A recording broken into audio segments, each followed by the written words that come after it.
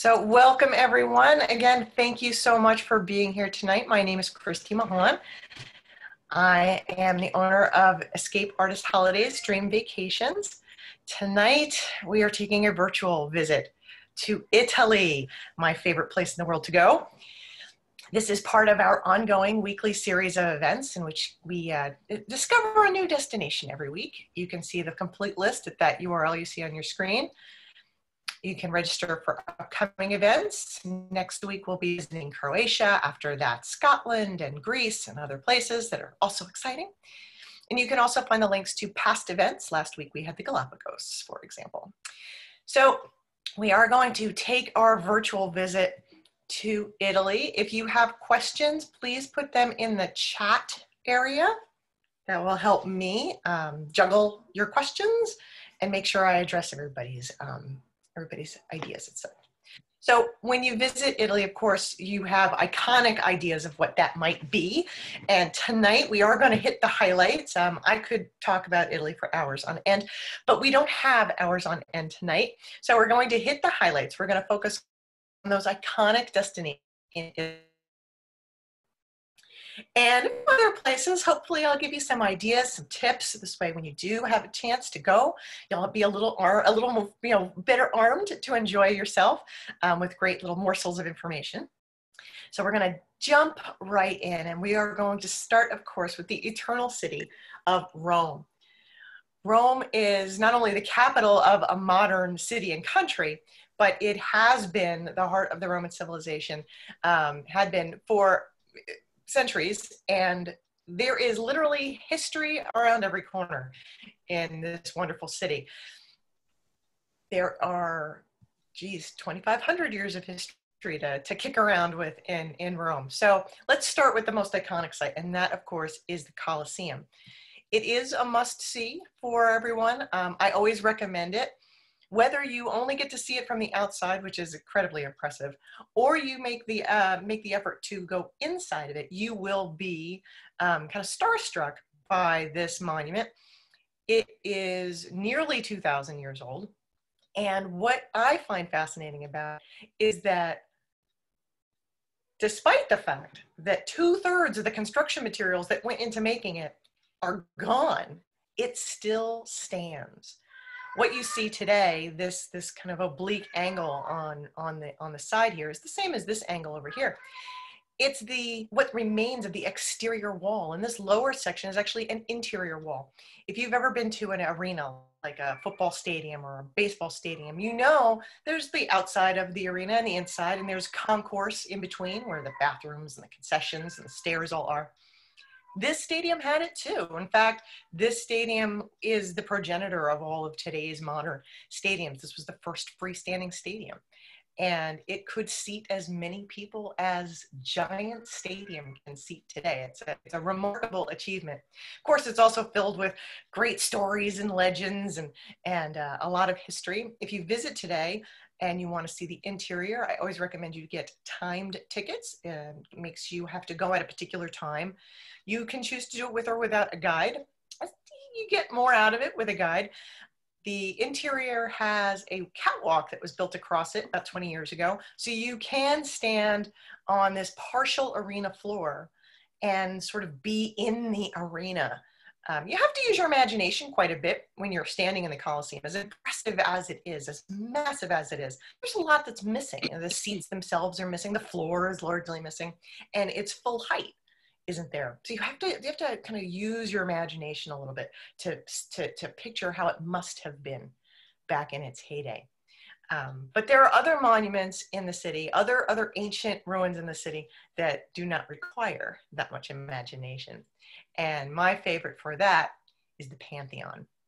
The Pantheon is nearly as old as the Colosseum, but because it's been in continuous use for its entire lifespan, it has never truly fallen into disrepair the way the Colosseum has. The Colosseum was used as a quarry for centuries. Building materials were taken from it, pieces of marble and brick and such, to build other buildings in Rome over the centuries. The Pantheon has always been intact. And it too is this colossal construction. It was meant to impress. It was meant to dazzle, and it does. Those columns on the portico easily takes 3 people to reach around them. It's a big building, but it takes you away. When you walk under that portico and you go through these giant bronze doors and you walk inside, you're standing in the quintessential dome. It really is the progenitor of so many monumental domes that have happened since. It's symmetrical in ways that most modern domes just simply aren't.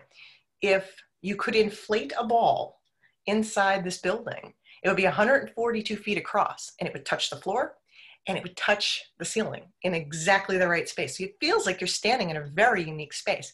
And all the light for this building comes through the great eye, the oculus, this hole in the roof.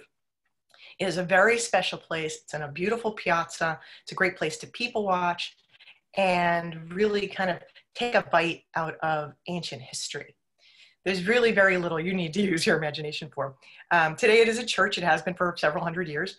And there are some things in there that are not ancient, of course. There's a couple of more modern people interred in it. There are tombs to people who have been alive in the last century or two.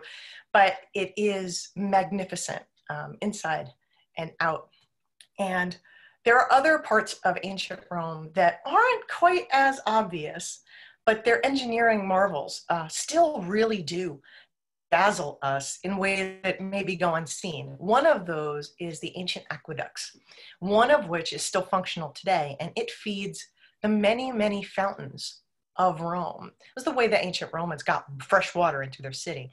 And the most famous fountain today is, of course, the Trevi Fountain, which is this picture here on the lower right. It is much more modern sculpture, but it's more than that. It's more than a fountain. It's like a theater set. It's this theatrical presentation. It's huge. It's on the whole side of a building, and it's in a very tiny area, kind of crammed in, sandwiched in between other buildings. So when you kind of come across it, whether you intend to or you kind of accidentally come across it, you're dumbstruck by it. And of course, it became quite famous because of the movie Three Coins in a Fountain. And so the story goes that if you toss a coin in the fountain, you are sure to return to Rome. As hokey as it sounds, I always put a coin in it. Why not? Why tempt fate, right? There are plenty of other places to people watch, which is a fantastic way to spend some time in Rome, especially if you're hunkered down in a little patch of shade with some gelato. 2 other famous piazzas in town are this is the Campidoglio. It's up a hill. It's a really beautiful piazza. It was actually designed by Michelangelo.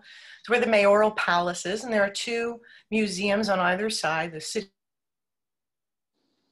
and there's a statue of Marcus Aurelius. It's a copy. The original's tucked inside for safety's sake. You can see it in the museum. It's a great place to kind of just relax and be in the city, but somehow be a part of it, be in it and apart from it. And then, of course, there's the Piazza Navona. The Piazza Navona is actually a very long, oblong piazza. So it's always filled with tourists. There's lots of outdoor restaurants. There's a great gelateria on the corner. And there's this magnificent fountain in the middle. It's the Fountain of the 4 Rivers. And on it is perched this ancient Egyptian obelisk. Rome always embraced its history throughout its history.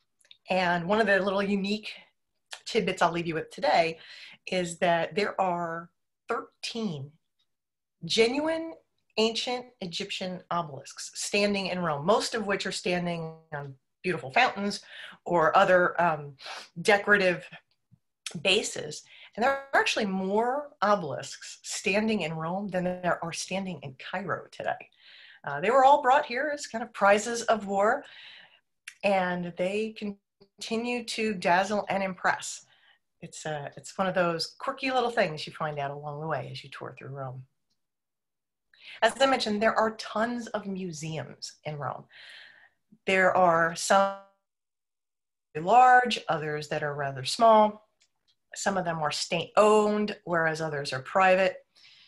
Many of them are in former palazzos, these grand palatial homes. that were once, of course, owned by the very wealthy and influential people of their day.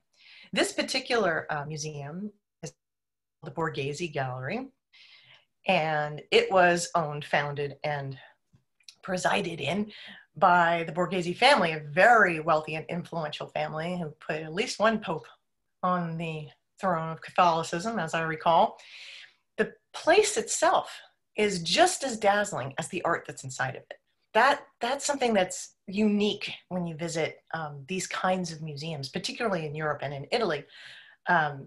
The collections are themselves fascinating, right? Sculptures and paintings and all that. But if you even just look inside this room, every inch of the room itself, look at the floor. The floor itself is dazzling. You can be overwhelmed, but you can also be blown away by some of the spaces that you can visit in Rome. This particular museum is you can only go to this museum if you have pre-purchased a ticket in advance. When you're considering what you would like to see and do on any vacation, but particularly if you go to a city that has as much sightseeing possibilities as Rome, so densely packed with things to see and to do, it's really important to plan ahead and prioritize what's on that must-see, must-do list, and work with your travel agent. Work with somebody who's particularly knowledgeable about the area you're going to, and you can really make the most of your trip in a way that is comfortable to you.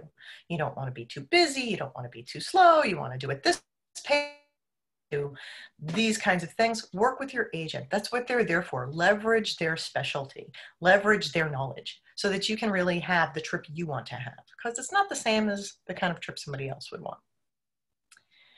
There's also great things to see all over Rome that are perfectly free to go visit. As you might imagine, there are more churches in Rome per square mile than there are anywhere else.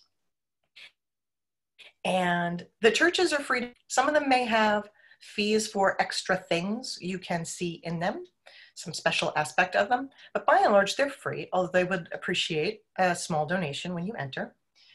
This very unassuming church is Santa Maria del Popolo, and it is not really near most other things in town, unless you were doing some shopping in the very ritzy area of town, kind of the equivalent of Fifth Avenue in New York City. It's in that area of town, I'll say. And it looks very unimpressive from the outside, but on the inside, it has some really remarkable works of art. So if you have a particular artist that you care for, or a style of, or period of art or architecture you're interested in, you'd be surprised at how you can really find a little bit of everything in Rome. You can also find inspiration to travel to Italy in a lot of different places. Many people saw the film that was based on the Dan Brown novel, Angels and Demons. And that was kind of this no-holds-barred action adventure. But it went through the streets of Rome, and this was one of the churches that was in it. But you can find just enough of a temptation in all sorts of things to kind of get you to stretch your legs a little bit, maybe go a little further down the street and see some more things. This church, I only mention it because you really can't tell what's inside something until you really take a deeper look. This church, San Clemente, is actually really close to the Colosseum. You walk just a couple of blocks away from the Colosseum. One of the things you see between it and this church are the archaeological excavation site of the gladiator barracks. So neat. Archaeology, history, it's everywhere in Rome. You can't throw a rock without hitting something. This church has a very interesting history all on its own. It was built right around 1100. It has a fascinating history. If you're interested in the church as its own history, this church and many others are fascinating. They have their own stories. This one has interesting relics. It's got beautiful paintings. It's architecturally kind of, plain looking on the outside. It has its moments. Or, okay, that sounds interesting. But what's special about San Clemente is what's underneath it. The subterranean access you can have, you pay a few dollars more. It was built over a 4th century Roman street that you can wander around in. There's a house, there's a store, there's a fountain, there's a temple. It's all underground, and it's like stepping back in time. It's crazy, but there it is. So you can find all sorts of things if you look a little deeper. Of course, any trip to Rome should always include a stop at Vatican City. Vatican City is a sovereign nation inside Italy. And when you approach it from the main thoroughfare, and the first thing you see is St. Peter's Basilica, you think it's just a massive church. It really is so much more than that.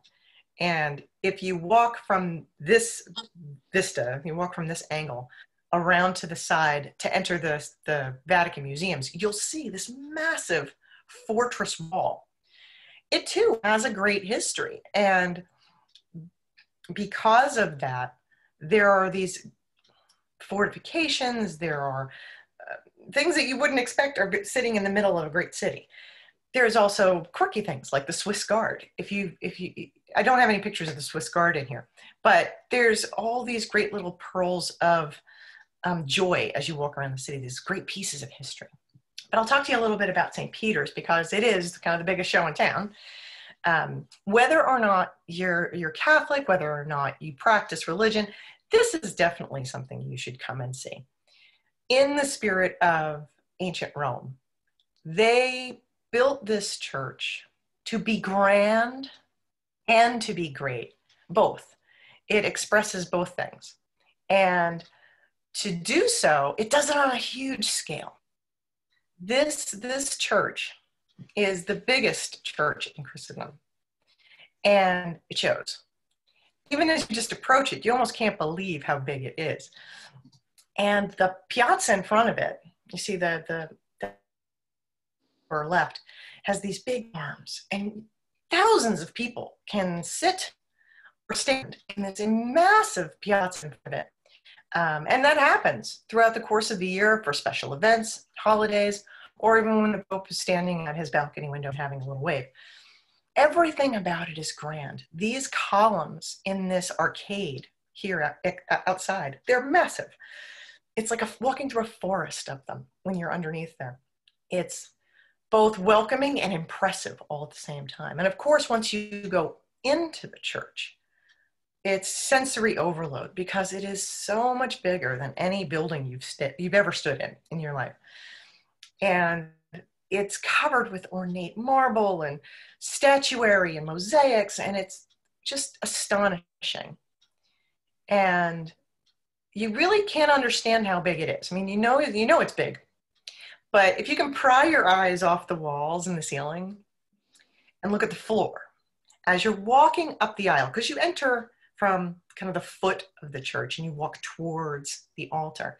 As you walk up the main aisle, you'll see embedded in the floor, I believe it's brass letters that are embedded in the marble tile. You'll see every so often the name of another church, like Notre Dame de Paris. And you walk a little further and you'll see, St. Paul's, London. And you walk a little further and you'll see, I think, St. Patrick's from New York City, isn't it? And what it's meant to indicate is that those churches all fit inside this church up to the point where you've walked. Just to kind of give you a sense of scale, that this is the mother of all churches, so to speak. It really is a fabulous just window into this grandeur that was and continues to be this part of Catholicism. Now, of course, there are things to see here that are much smaller, but also big draw. And in the church itself is this sculpture, Michelangelo's Pietà. It's nearer the entrance. It's not near the altar. And you can find it mostly because there's always a huge crowd around it. There isn't a queue. You have to kind of be patient and kind of work your way up to the front. And there's a balustrade in front of it and some glass to protect it. But as you work your way up, be patient. I always tell people when they're going on a vacation, and they're going somewhere to see the sights, and among them are special works of art, masterpieces. Whether you're going to the biggest museum near where you live or you're going around the world, take your time to appreciate the art you're seeing.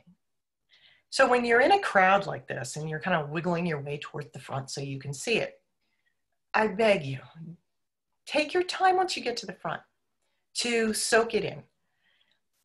There's a reason why these pieces are masterpieces. That marble, she looks like she could take a breath. The fabric looks like fabric. It doesn't look like marble. It's fascinating. I can't tell you how many people I've seen who will work their way through a crowd, snap a picture and walk away. Or worse, walk their way through a crowd or a line, turn their back on the art, snap a selfie, click, and walk away. And they've just checking it off on some list they have in their heads. Oh yeah, I've seen the Mona Lisa. Enjoy the art you're going to see. It'll be worth your time. Now, of course, the other picture you see here is the ceiling of the Sistine Chapel, also by Michelangelo. In order to gain access to this, you have to go to the Vatican Museum. That is a separate admission fee. There's actually no admission fee at St. Peter's Basilica, but you have to go into the Vatican Museum. They do offer timed tickets and they do offer guided tours. Do yourself a favor. Do not wait on the line for general admission.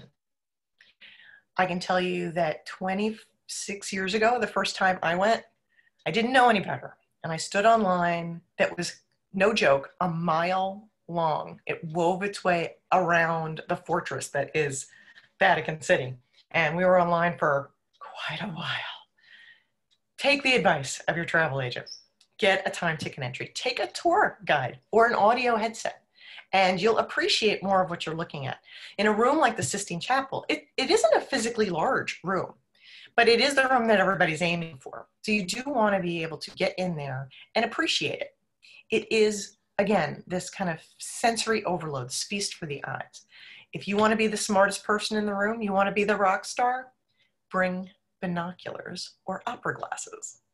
The ceiling is very high. The room itself isn't very big, but the ceiling is 80 feet up. So everybody is in there standing with their way back, trying not to jostle into everybody else in the room. Bring something to help you see what's above you.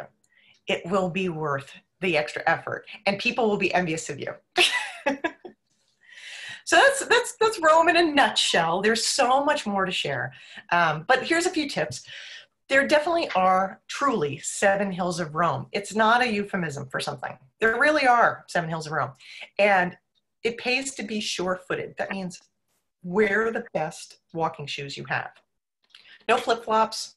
Don't wear. This is not the place for cute shoes. You can buy cute shoes here, but don't wear them. If you're not so sure-footed, don't hesitate to speak up, either when you're booking a vacation so your agent can help you make good decisions about it. And don't be shy about, having a little assistance with you. There's a lot of cobblestones, there's a lot of uneven pavements, staircases and curb heights are irregular. Generally speaking, the older the city, the more irregularity you're going to have. And Europe doesn't benefit for us in the same way as we have American with Disability Act standards, like railings and steps that are always evenly spaced. Take your time so that you can be sure-footed. Like I say, Rome is a very densely packed area with tons of sights and experiences to enjoy. It is absolutely worth a longer stay here. I always recommend a few days at minimum in Rome. If you are considering perhaps a cruise in the Mediterranean, and let's say the cruise either starts or ends in Rome, extend your cruise with a few days. This way you can really enjoy all the city has to offer that is what piques your curiosity. It is a modern city, very much so. There's traffic and pedestrians and all that, but the truth is there's history everywhere. I always tell people to leverage the hop-on, hop-off bus. Sounds a little kitschy. It's those double-decker red buses. You see them in a lot of big cities. We have them in New York. You can see them in Paris and Athens. You see them all over the world. The hop-on, hop-off bus has its uses. It's a great way to, for a simple ticket price of like $35, for you to get the lay of the land. And you don't have to use you don't have to take the whole circuit. You can use it to help you get around the same way you can use mass transit and taxis. In a city that's as big and as difficult sometimes, to walk around. Don't you expend all your energies getting from place to place. Then you'll be too tired to enjoy the thing you want to see when you get to it. So make the most of those things. And lastly, avoid touristy dining. Eat where the locals do. I always tell my clients this, if I can't offer them a recommendation, I always tell them, ask a local. And I don't mean ask a local, where's a good place to eat? I mean, ask a better question. The question is, like I'll ask a concierge in a hotel, where would you take your husband for dinner? Where would you take your mom for dinner? They're not going to go to the place that's turning over tables every hour on the hour and slinging chicken parmesan. They're going to take you, they're going to send you to where they would eat, where you're going to have a more authentic experience. There's a lot of places when you're in tourist cities that have touristy dining. Go the extra mile. It's not really a mile, but go the extra step and eat where the locals do. And like I said, there's so much there. If you're only going to be there for a couple of days, plan ahead. It'll really make a big difference. So let's move on to our next big city in our Italy tour, and that's Florence. Florence's most famous skyline moment is this. It's the Duomo. And that's a nickname for this church. It's Santa Maria de' Fiori. And it's nicknamed after its dome. And the dome is a big deal. This dome is quite different than the one over at the Pantheon. And if you're interested in things like architecture and engineering, it's a must climb. More than, you can see the outside of the church. You can see the inside of the church. The plaza it's sitting on has got lots of wonderful things to see. But you can climb the dome, and here too, you'll be rewarded with a spectacular view. This dome was built by Brunelleschi. And like I said, there's a great story that goes along with the dome. But I think the most fascinating tidbit is that he was not an architect. He was not a contractor, a builder. He was a goldsmith, but he was genius. And he did a lot of really creative, innovative things to make that dome a reality.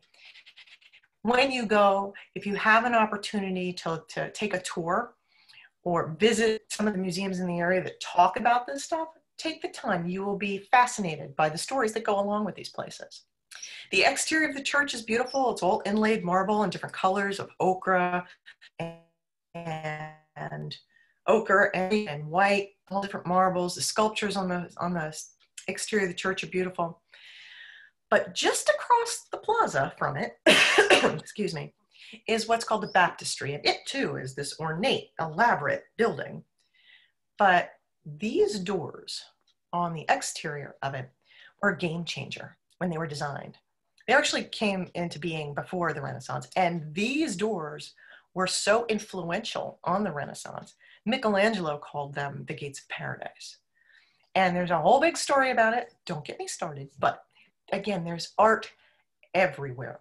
Now, I will tell you that the doors, like David, and I'll tell you about him too, and so many other things that are outside in the elements, whether it's a great building or monuments or statuary or sculptures, what have you, they have been damaged by time, insurmountably in some cases, unfortunately.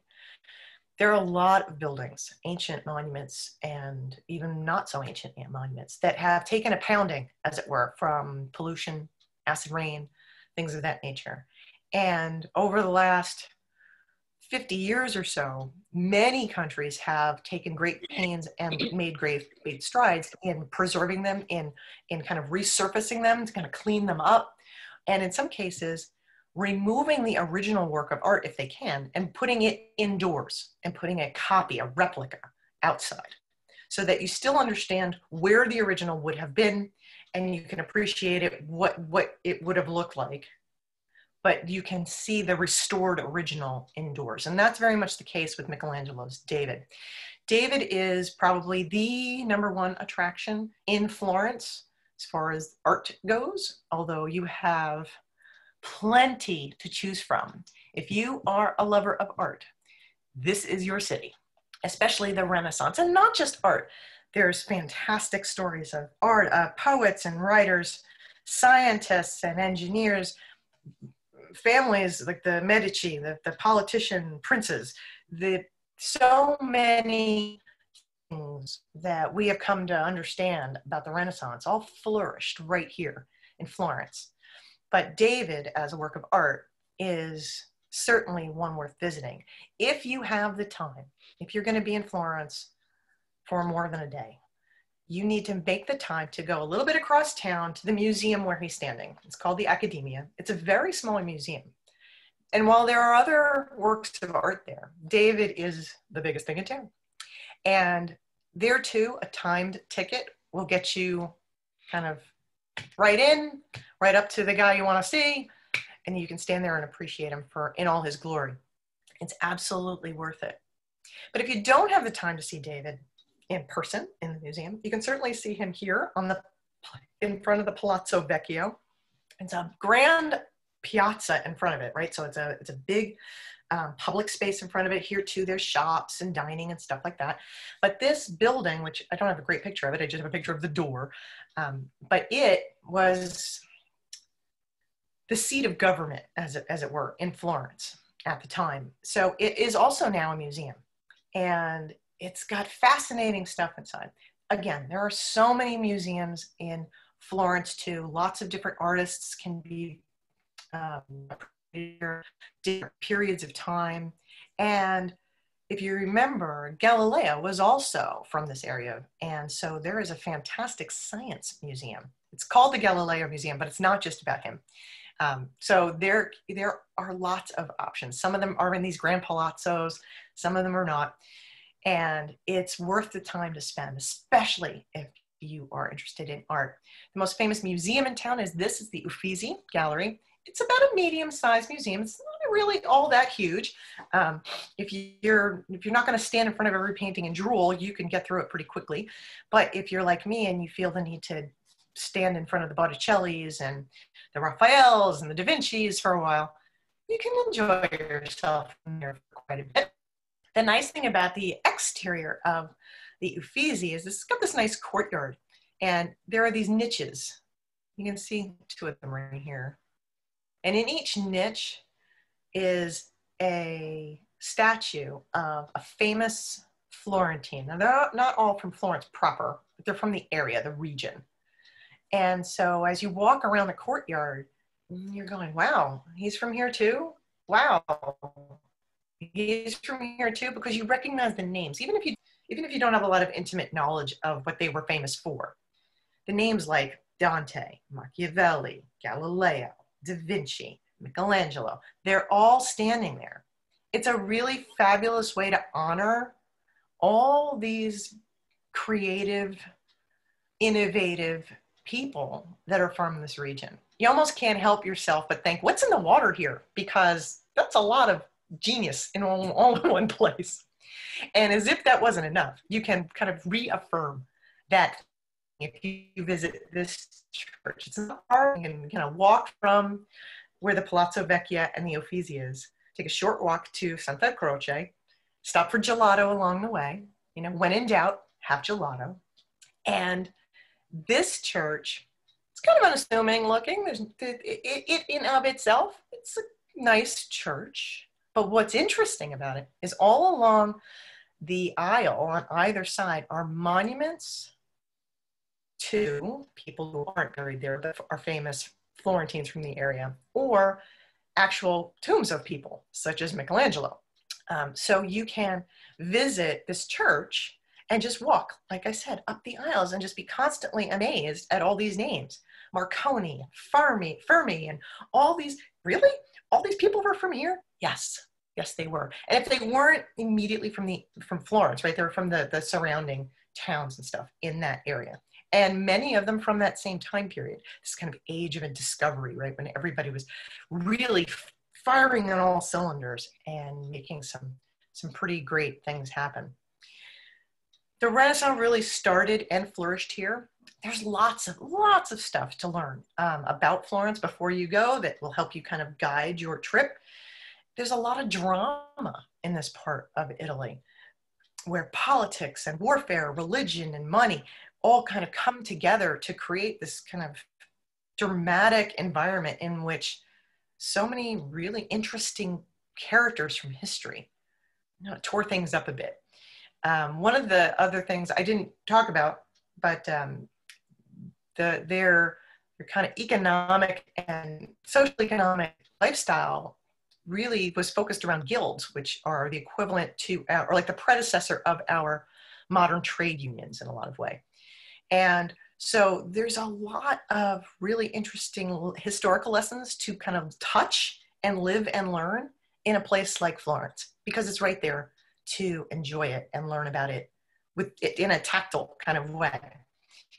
Definitely spend some more time in Florence. If art is your passion, I barely scratched the surface. There is so much going on in this town for art. It's relatively small. It's very easy to get around. It's pretty flat. And there's so much more to talk about Florence, but we're going to press on.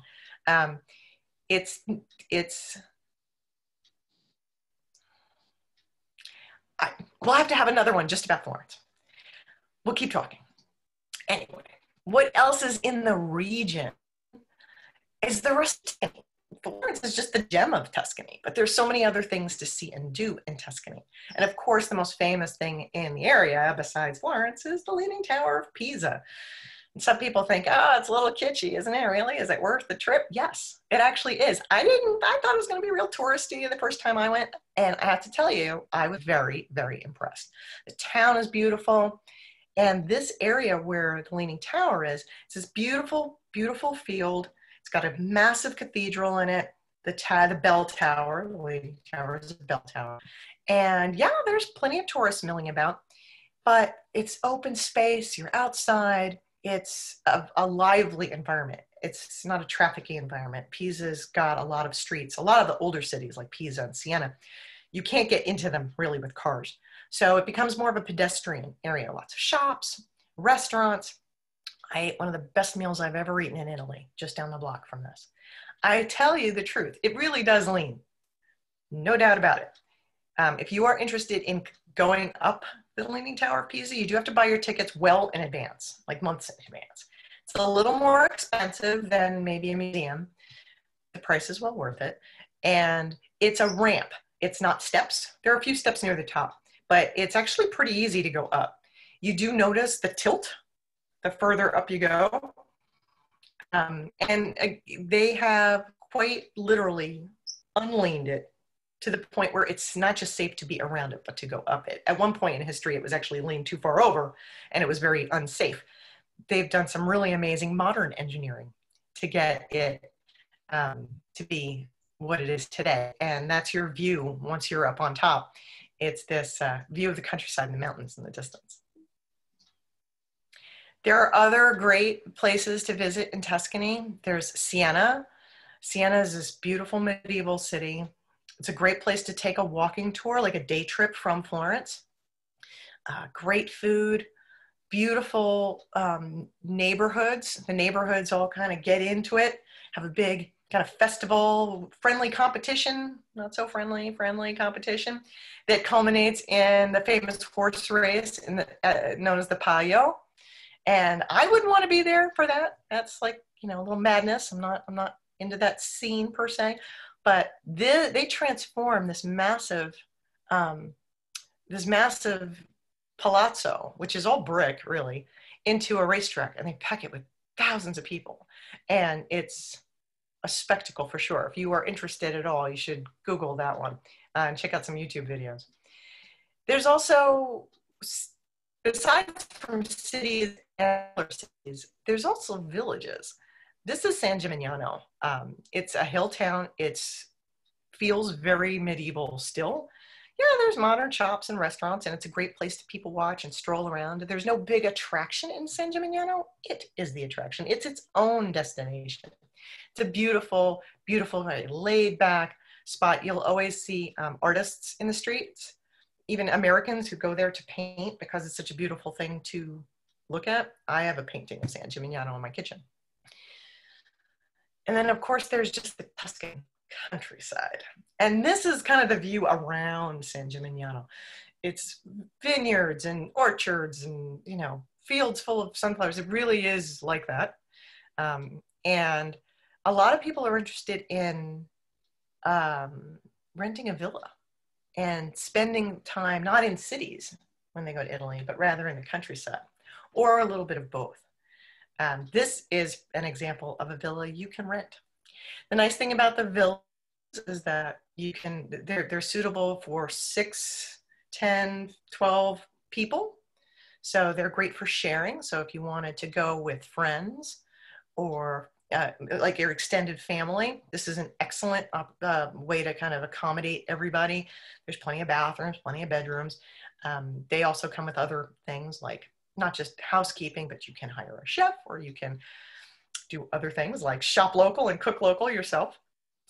There's a lot of ways to really enjoy this whole region. Smaller towns, countryside. Lastly, although Cinque Terre is not technically part of Tuscany, it's just next to it. And it does make for a day trip from places like Florence. Cinque Terre is 5 villages that are on the coast between mountains, and some of them are just like in that picture. It's a great place for being outdoors, lots of great hikes, biking. There's a train that knits these villages together. It can have sort of, some of them have become a little more trendy than others. Others are a little more exclusive, a little more tucked away. Again, this is another beautiful place. You can also get to it from the water. You can spend the day on the boat. Another great kind of outdoors opportunity in Cinque Terre. So Tuscany offers a broader variety of things, smaller cities and villages, more relaxation, an easier pace than being in a big city. You're going to have a lot of regional foods here that are the reason you come here.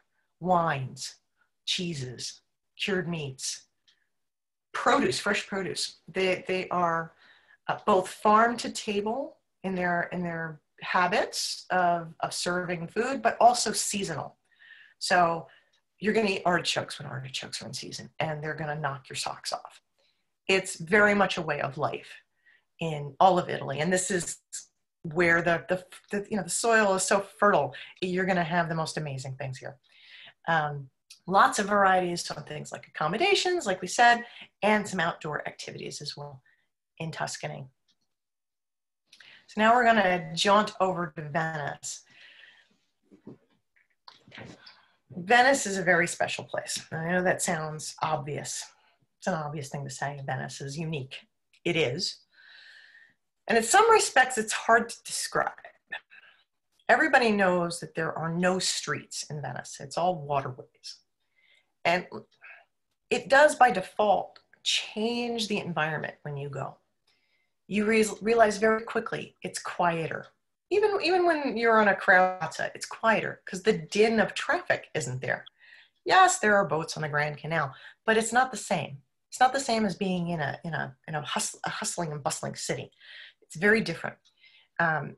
You got fresh breezes off the water, so it doesn't feel cramped.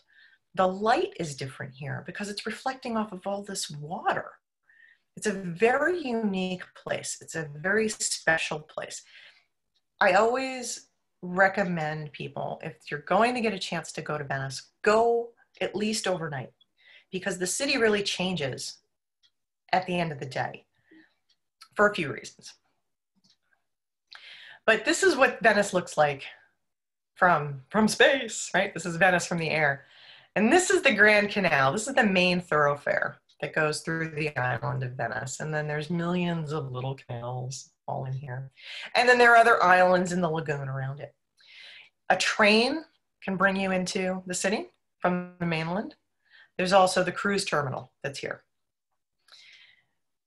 The Grand Canal is a broad river practically, right? It's very big, but it's filled with boats. But it's also a place where you can appreciate the kind of decadent decay that is Venice. Venice was a maritime economic powerhouse back in its day. And the villas and palazzos that were built then showed wealth and significance. And then, of course, it fell from that grandness. And so, like everything else that would, it's struggled to kind of maintain itself. It doesn't. So you can see the beauty that once was, and you can see what it is today. And it has this kind of charm that really I can't say I've ever seen anywhere else. There's a lot of influences from East and West because it was the crossroads of that in trade where East meets West. So there are lots of little flavors from different cultures, whether it's these arched windows and balconies that have more of a Moorish influence, or what you'll see later. There's lots of different cultures come together in Venice. And of course, this is the Rialto Bridge, a very famous landmark. And there are always gondolas everywhere. But where all the tourists go, the biggest ticket in town is certainly St. Mark's Piazza, and so named for this St. Mark's Basilica. It's a massive church. It's got lots of influences from East and West. You can see that in some of the dome work. And it's mind-blowing when you're standing in this piazza. There's more pigeons than people in this piazza on any given day.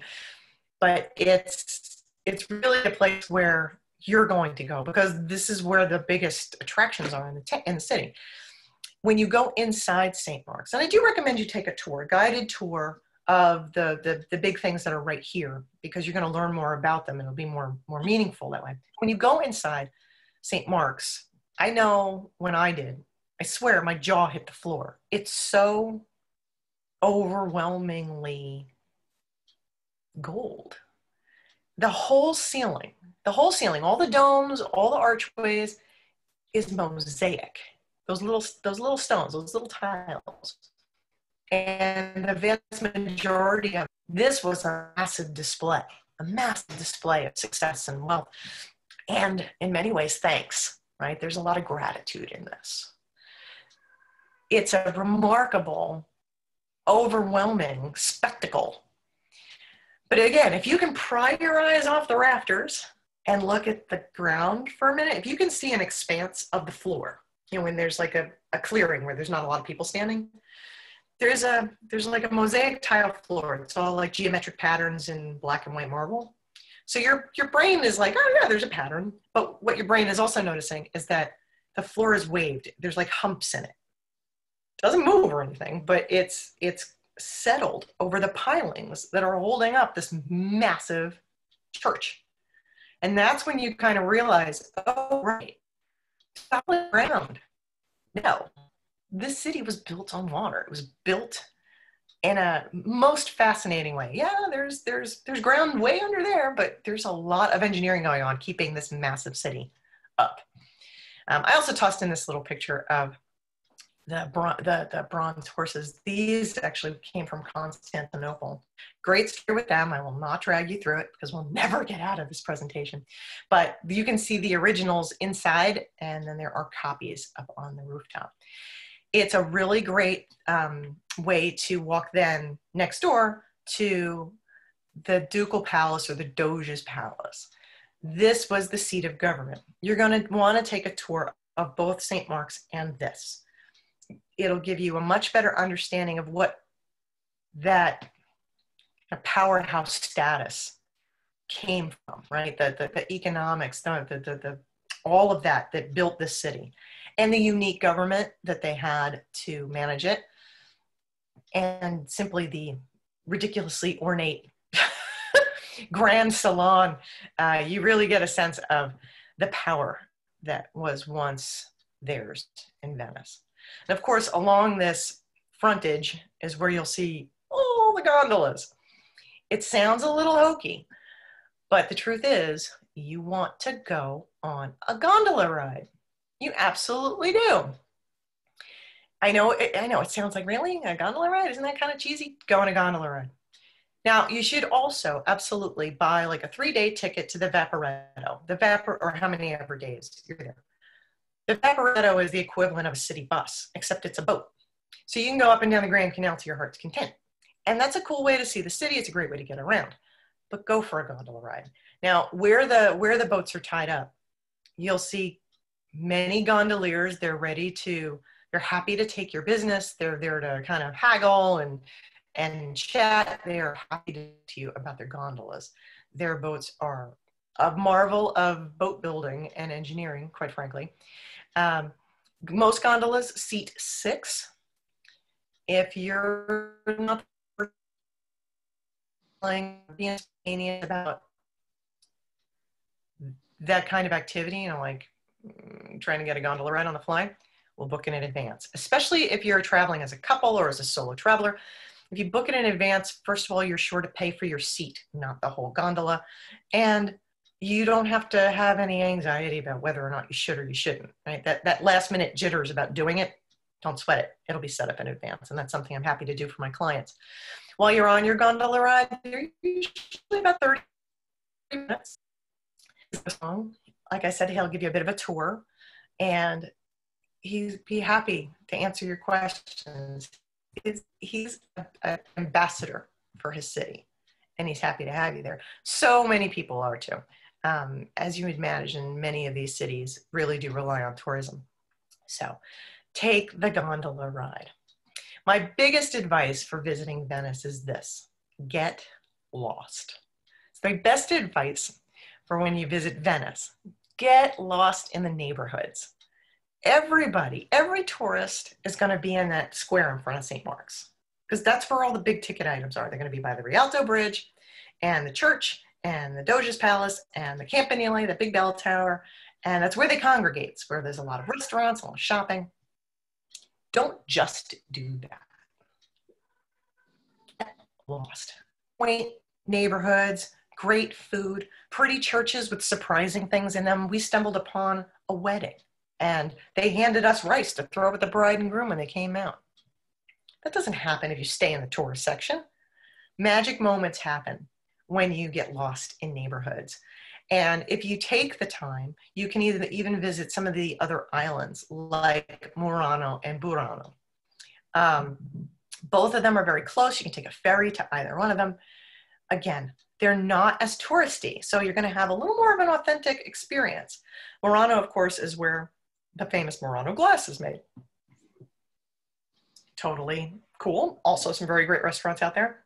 And Burano was really a fishing village, and it is still to this day painted with brightly colored houses for a pretty neat reason. There's a great amount of time to spend in Venice. Like, you will spend great time in Venice if you give the time to Venice. So do that. Don't just make it a day trip. Make it an overnight. Make it 2 overnights. The city just empties out after like 5 o'clock because a lot of day trippers come. A lot of them come on cruise ships. Some of them are just there from the mainland for the day. The city really changes at night. It's not as crowded. And again, eat where the locals eat. Ask them where to eat. They all will be happy to share with you things that are special there.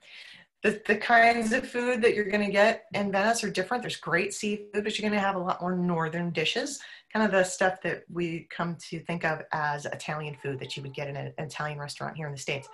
You're going to get a broader variety the more you travel in Italy. So you'll see differences as you go up north.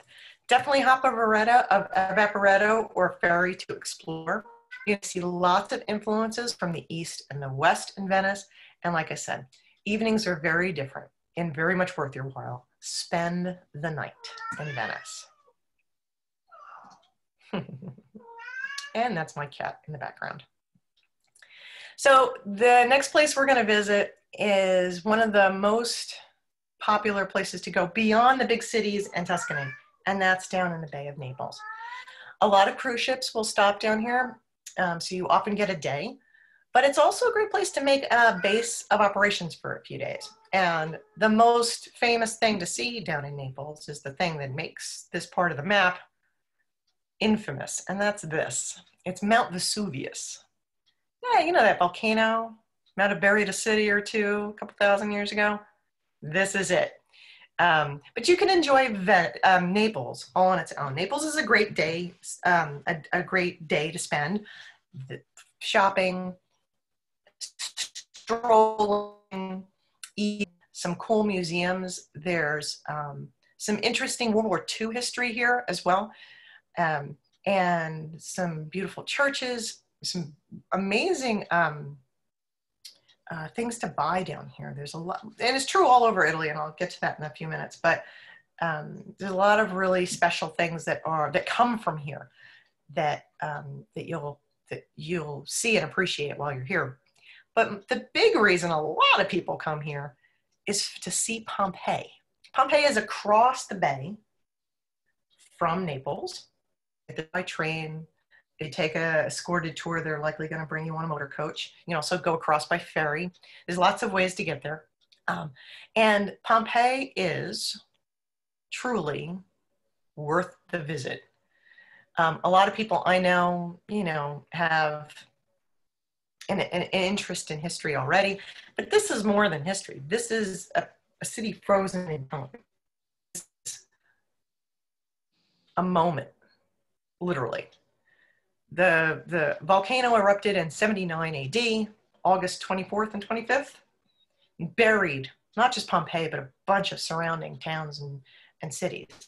Pompeii was a big city. It was a big commercial city. It had homes, businesses, big forum like you would see in Rome, public spaces, public buildings, giant bathhouses, an amphitheater, 2 amphitheaters. It was a big city. And you can see all of that here. You can walk down the main thoroughfare and see bakeries with ovens that you can, you don't really have to use your imagination too much to spot a bakery. And restaurants and the brothel and some other kooky things. There's also people's homes that you can stick your head in and see, the mosaic floored entryways and frescoes on the walls. It's really an interesting place. I think a lot of people equate Pompeii with these figures because it's kind of the way the world came to see them. They're not mummies and they're not skeletons. They're plaster casts.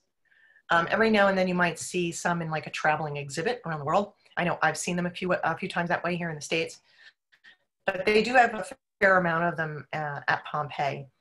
Because the eruption of Vesuvius was not an eruption like lava. It was strictly ash, fumes, hot fumes, ash, and pumice stones. And it took 2 days to do its damage. The vast majority of people who lived there all got away. There were really very few people who didn't. And even though the site had been found by locals and looters and various people over the centuries, it wasn't until about the 1700s when archaeologists really started poking around down there. And one bright guy thought, there's this void that I keep coming across these voids. Let me pour some plaster of Paris in, wait for it to harden, now out the void and see what I get. And this is what he got. These were voids. These are plaster casts of those voids. And it was when somebody died, fell, was completely buried, and then over time, centuries, their bodies decomposed and left an empty space in what became sedimentary rock. So that's how we got these plaster casts. So you can see them. Some of them are a little harder to look at than others because they're children or it's a dog or something, that's like that. They're both tragic and interesting in the same time somehow. Like I said, it's like walking in a real city. It's frozen in time. You do have to use your imagination, of course, to fill in the gaps, right? I mean, even in this picture, you can only see some of the columns still standing. But you really understand it's a big, bustling city. You can still walk along the cobbled streets, walk from this sidewalk to this sidewalk along these stepping stones. I'll tell you a little bit about the stepping stones. First of all, it kept your feet off the muck that would have been in the street. Think sewage or just garbage, right? But the gap between the stones was also the perfect width for horses and not horses, horse-drawn carriages, the carts, right? Horse-drawn carts. You can even still see the cart wheels. grooved in the pavement. The Romans made that standard, so they knew what they were doing. Aside from Pompeii, which can get extremely busy, every tour bus is going to take people to Pompeii. So it can be very busy, especially during peak season. So there's an alternative. Also, if you've been to Pompeii and you want to see something else, there's this alternative. And this is Herculaneum. Herculaneum is much smaller excavation, and it's just a couple of towns away. It's very close by. It was also buried by Vesuvius on the same eruption. But Herculaneum was a kind of resort village, if you like, a resort town, like a beach, seaside resort town. So you've got a different kind of buildings, different types of people living there, different types of people doing work there. And it had a little different mix of what buried it. So it's preserved a little differently. There are a lot more two-story buildings that were preserved. There's original timbers in some places that were preserved. There are great examples of frescoes and mosaics that are still there. You might even catch some archaeologists and some art restorers while you're visiting. Because it's an under-visited site, you'll definitely feel like you're the only people there. The last time I was there, I swear there weren't more than 30 people on the whole site, as opposed to Pompeii, which is crowded.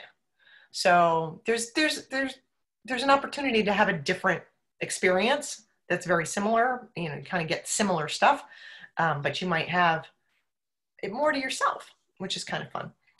One of the neat things I like about Herculaneum too is that when you approach it from above. The street level of modern Ercolano is about 100 feet above the excavated city of Herculaneum. So when you first get there, you can see the whole layout of the part of the town that they've excavated. You can also see the sea, the sparkling, the sun on the seawater, and see how far away it is today. But the city was waterfront back then. So you get a lot of different perspectives on it than you might get at Pompeii. So I do recommend Herculaneum, especially if you've already been to Pompeii. Of course, there are modern cities that are, seaside resorts that are also a great base of operation. This is Sorrento. I love Sorrento. It's beautiful, very pedestrian friendly, tourist friendly town. Great shopping. There's a whole area that's strictly pedestrian shopping, great food. If you're staying in a hotel along the bluff, you have a beautiful view back towards Naples across the bay. You can get here back and forth between here and Naples by train, by ferry. It's very easy to make day trips from here to do things like Pompeii or Herculaneum, and also go to Capri or Ravello and see the other beautiful things that this part of Italy has to offer. It's much more laid back. You definitely get that kind of not being in the city kind of resort area vibe from this side of the bay, and you can experience some very different things. A lot of people have heard of the Blue Grotto. That's on Capri, or in Capri. Is that the right word? And if the tides and the weather are in your favor, you can take a boat to where this natural cave is, and then transfer into a smaller little rowboat. And for a small fee, you can experience this very unusual natural wonder.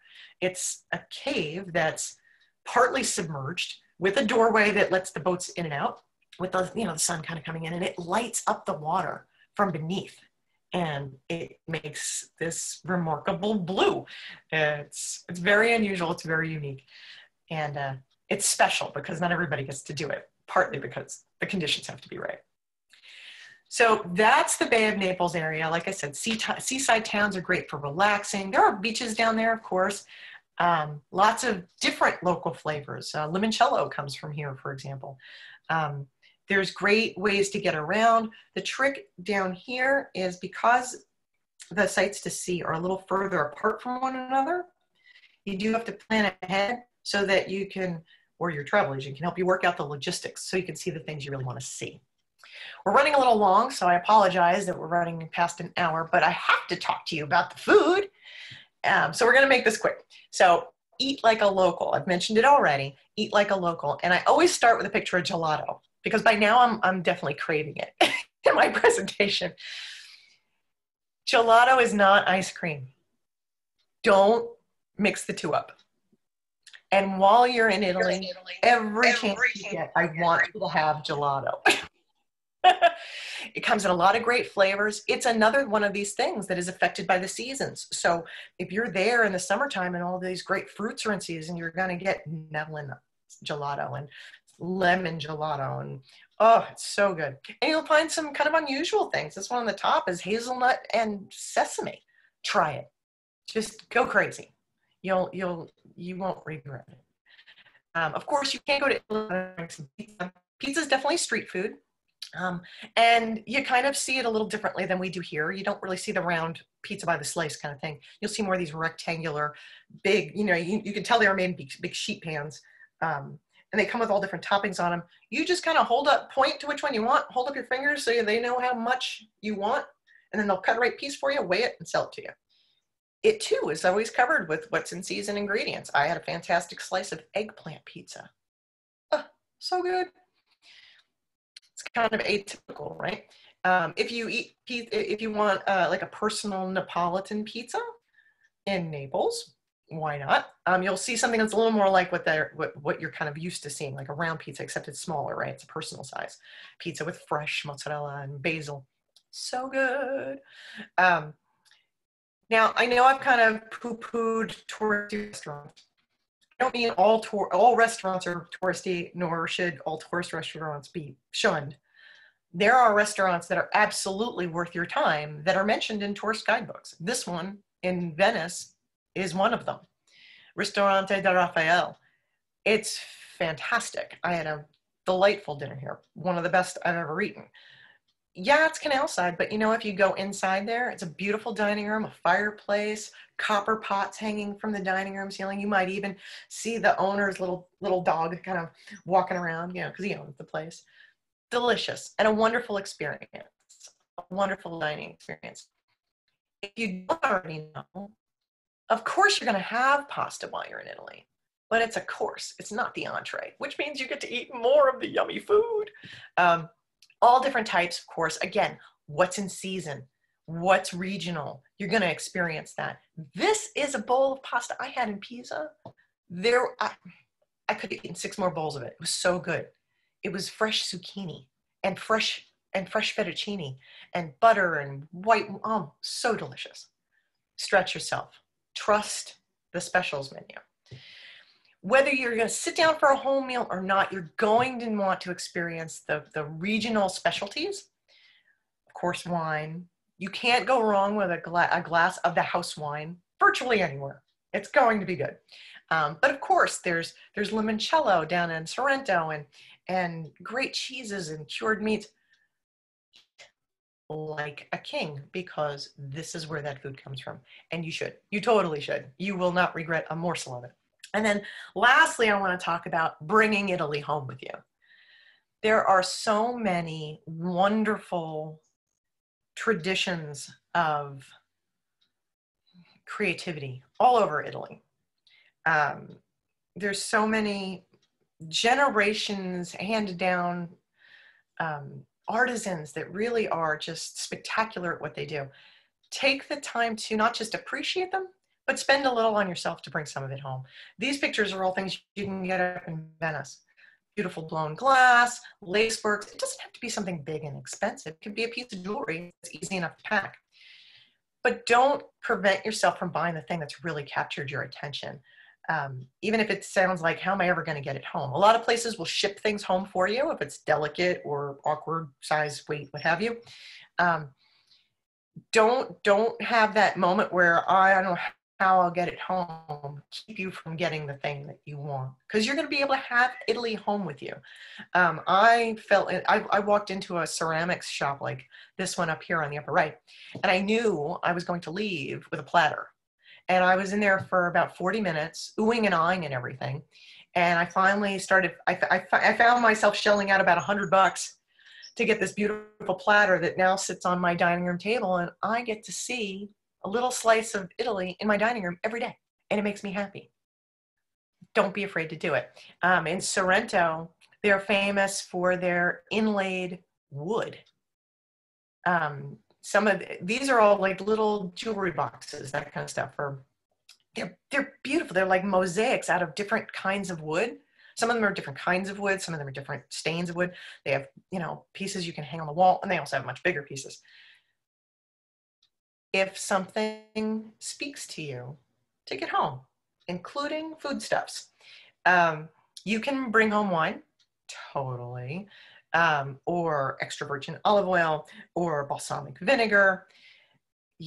In the right time of year, you're going to see lots of marmalades and preserves. Of course, you can bring home dried pasta. You can see it in every shape, size, color you've ever imagined.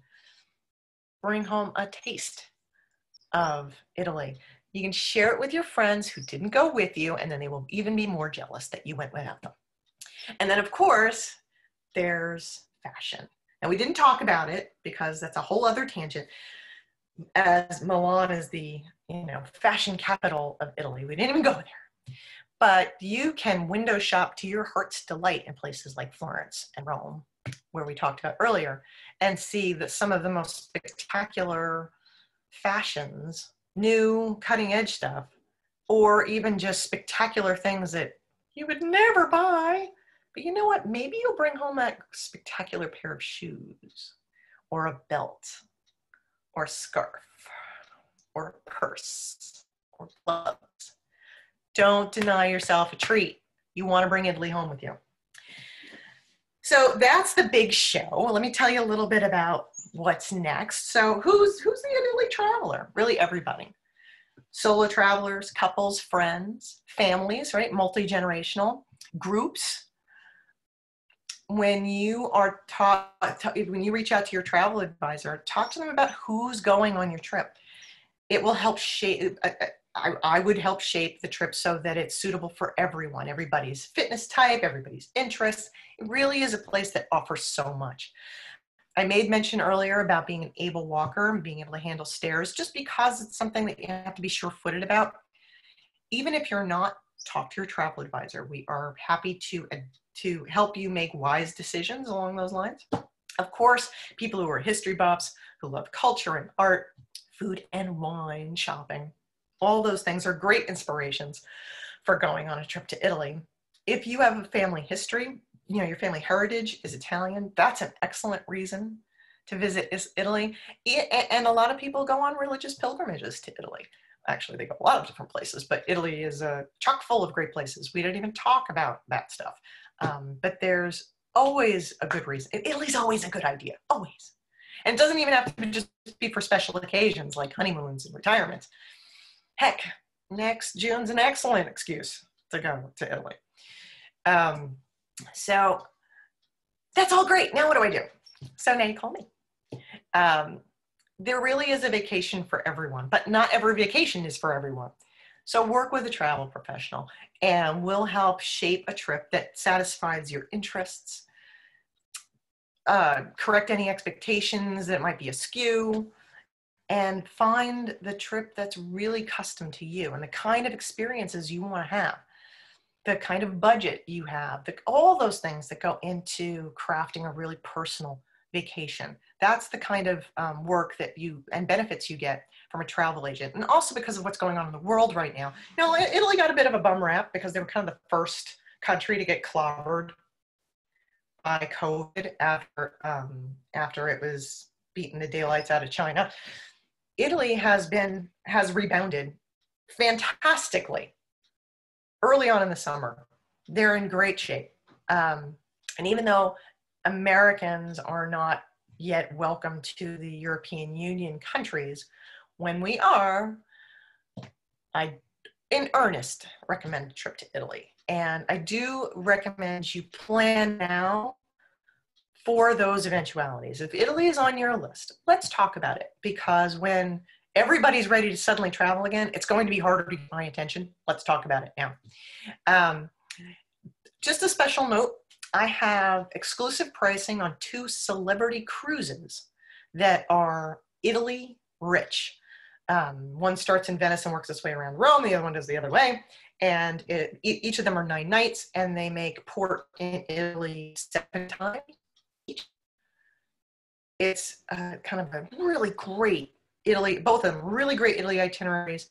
I've got reserved cabins, great pricing, and right now, between now and the end of this month, Celebrity has a national promotion that includes $300 onboard credit for your cabin and 2 perks. And the perks are like the beverage package, the prepaid gratuities, or the Wi-Fi. So really great value to kind of leverage that. So whether or not you want to take a cruise vacation or a land vacation, there are those options too, right? You can do an independent tour and we can make something really customized, see the things you want to see. You can go on an escorted tour, or you can do that kind of thing that's in the middle, which is called a hosted tour, where you are largely independent, but there's a local host that knows you're there and is there to assist you, to make recommendations, reservations, offer you assistance.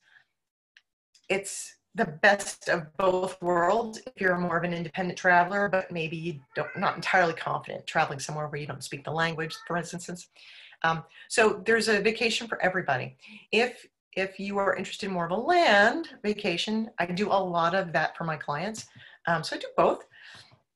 And thanks for you registering and attending tonight. I'm also offering a special promotion if you book a vacation to Italy between now and November 1st for any time over the next couple of years. You can earn up to $100 in onboard credit on a qualifying Celebrity cruise, or up to $150 discount for a land tour. There are details, of course. I won't go over all the gruesome stuff here, but I will send everybody who's been on this call a follow-up email so you have the details, and a link to this recording that is now going really long. I'm going to quick hop in the chat box and see if anybody had anything to offer. Ooh, Donna had lots to say. Yes, I'm so glad that Donna had a chance to visit some places herself, and she really enjoyed it. So I will leave us here unless anybody has a last question they want to pop in the box. Everybody, this is my cat. He had to get in there. So I want to thank you all again for attending, and I will be following up with more of this. You can always get a hold of me. This is my phone number and email address. If you aren't already on my emails, you will be after this. And please follow us on social media. Thank you again for attending tonight, and I hope you have a very nice weekend. Stay healthy, stay safe, be well. Good night.